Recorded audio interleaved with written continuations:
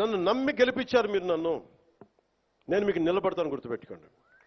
మీరు నాకు ప్రోగ్రెస్ ఇవ్వండి, నేను మళ్ళీ పని చేసే ఓట్లు అడుగుతాను. కానీ ఈ లోపల మటుకు నాకు మీరు జేజేలు కొట్టండి, ఆటోగ్రాఫ్లో నేను ఇవ్వకపోవచ్చేమో, కానీ మీకు పని అయితే ఒళ్ళు ఉంచి పనిచేస్తాను. మీరు మొత్తం 5 సంవత్సరాల పాలన అయిన తర్వాత ఇంకొకసారి ఇతనికి ఎమ్మెల్యేగా అవకాశం వచ్చింది ఇవ్వండి. లేదు నువ్వు మాకు నచ్చలేదు వదిలేయండి. మీరు నేను అంత నిక్కచ్చిగా ఉన్నాను, నాతోటి నేను అంత నిక్కచ్చిగా ఉన్నాను. అందుకని నేను చాలా చాలా స్పష్టంగా ఉన్నాను. 15 ఏళ్ల తక్కువ కాకుండా అలయన్స్ ఉండాలని మనస్ఫూర్తిగా నేను ఆ శక్తిపీఠాన్ని ఆనేసి చెప్తా ఉన్నా. కానీ అధికార యంత్రాంగం నాకు మీ సహకారం కావాలి. నేను గవర్నమెంట్ ఎంప్లాయ్ కొడుకునే, లేట్ గవర్నమెంట్ ఎంప్లాయ్ కొడుకుని. నేను కష్టాలు నాకు తెలుసు. జీతాలు రాకపోతే స్కూల్లో నుంచి బయటికి పంపించేసిన సంఘటనలు కూడా ఉన్నాయి. నాకు అవి తెలుసు. నాకు కరెక్ట్గా కూర్చోబెట్టి 1వ తారీఖు జీతాలు రావు, 7కో 8కో వస్తే స్కూల్ నుంచి పంపించేసేవాళ్ళు నన్ను. అవి కూడా చాలా సందర్భాలు జరిగినాయి. నా కష్టాలు తెలియదని చెప్పకండి ఎవరు, నా కష్టాలు తెలుసు. అందుకే నిన్న ఎందుకు తగ్గి మాట్లాడతానంటే కష్టాలు తెలిసిన వాడిని కాబట్టి. నాకు అధికారం అలంకారం కాదు, అధికారం బాధ్యత నాకు. కానీ నాకు పిఠాపురం బాగుండాలి. నేను చాలా చాలా స్పష్టంగా ఉన్నాను. లా అండ్ ఆర్డర్ కనుక ఎవరన్నా సరే ఇష్టరాజ్యంగా ఎవరన్నా సరే ఇష్టం వచ్చినట్టు చేస్తే తొక్కి నారత్తిస్తాను ఒక్కొక్కరికి. మా ఇష్టం కుదరదట్లా.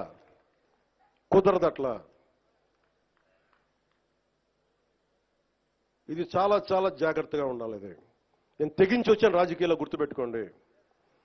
గుండాలకి చంపేస్తానంటారు నన్ను. మొన్న అడవుల్లోకి వెళ్ళాలంటే నక్సలైట్లు మందు పాత్రలు పెడతారంటే పెడితే పెట్టండి, పేలిపోతాను. కానీ నేను ఆపను నడక, అంత తెగించున్నాను, గుర్తుపెట్టుకోండి. ఎందుకంటే నేను అభివృద్ధి కావాలి. పోలీస్ వ్యవస్థ ఏం చెప్తారు, సార్ అక్కడ వెళ్తే మీరు మందు పాత్రలు ఉంటాయి, ఇబ్బంది పెడతారు, భయపెడతారు. భయపడేవాడిని రాజకీయాల్లోకి రాకూడదు. మంచి చేయాలని వచ్చాను, నాకు భయం లేదు. నాకు అంటే ఇంత తెగించిన వాడిని ఆకు రౌడీలు కానీ చిల్లర వేషాలు వేసేవాళ్ళు కానీ నేను భయపడతానా?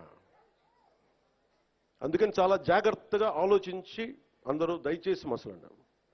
ఎందుకంటే నేను తెగించానంటే మటుకు ఇంకెవరు తెగించరు, అంత పిచ్చగా తెగిస్తాను నేను. ఎందుకంటే నేను నిన్న ఎందుకు క్షమాపణ చెప్పాలి? ఎందుకు క్షమాపణ చెప్పాలి? నేను బాధ్యత అడిగాను, మీ ఓట్లు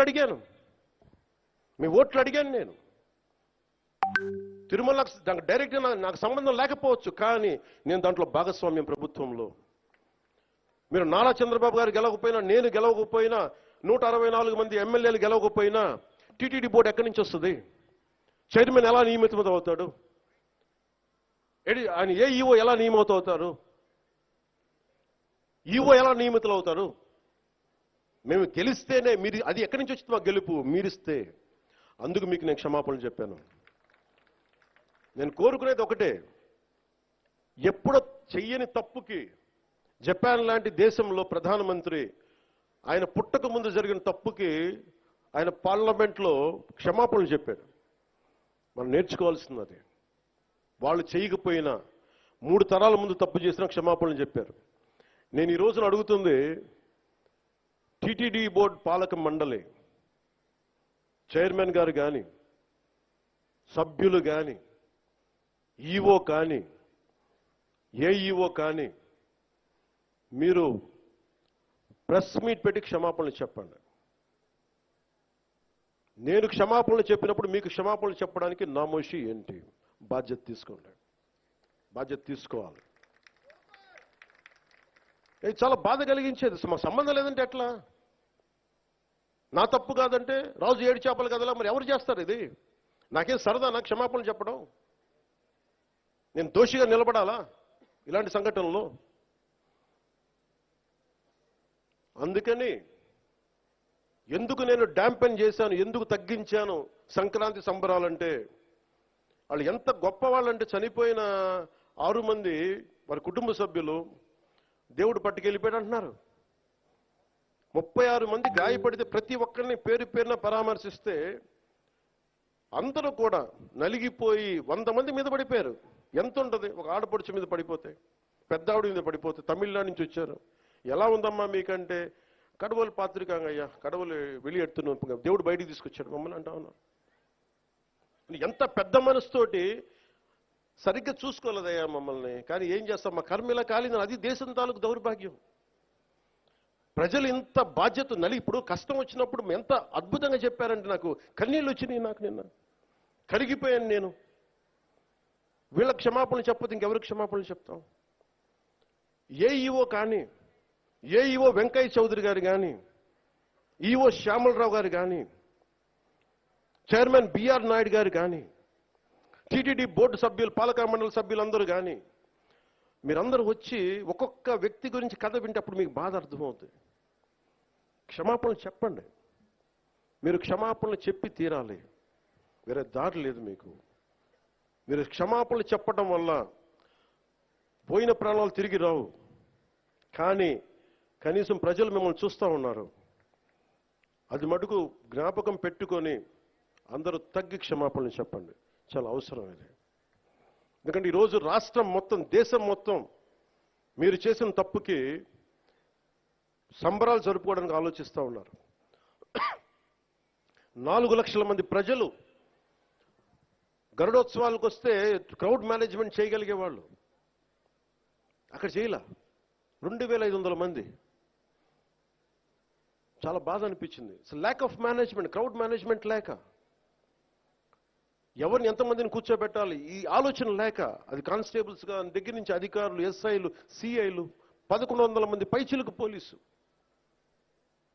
దురదృష్టం జరిగిపోయింది. సో నేను ఈ సందర్భంలో నేను ఒక కొత్త ప్రయాణం మొదలు పెడుతున్నాను. 6 నెలల తర్వాత ప్రతి జిల్లాకి వస్తాను. అది మనం పిఠాపురంతో మొదలు పెడుతున్నాను. ప్రతి గ్రామం, మన ఉప్పాడ దగ్గర నుంచి మత్స్యకార గ్రామాలు కావచ్చు, ప్రతి గ్రామం నేను వెళ్ళి కనుక్కొని, ఎందుకంటే నేను పనిచేయడానికి వచ్చాను మీకోసం. నేను నాయకులందరినీ కలుపుకెళ్తాను. అది వర్మ గారు కావచ్చు, కృష్ణరాజు గారు కావచ్చు, ప్రతి ఒక్కరు, మా జనసేన నాయకులు కావచ్చు, పేరు పేరున నేను చాలా బాధ్యతగా ఉంటాను.